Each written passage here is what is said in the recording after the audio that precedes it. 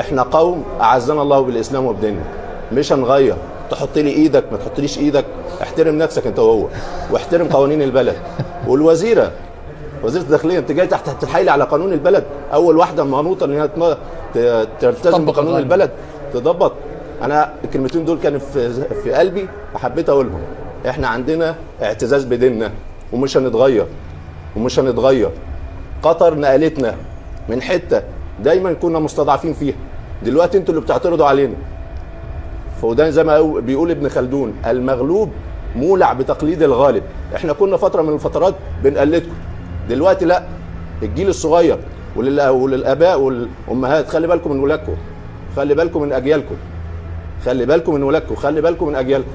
احنا طالما اعتزلنا بالاسلام وعاداتنا وتقاليدنا هنبقى فوق، هم اللي لازم يبقوا تحت. احنا بشر زيكم.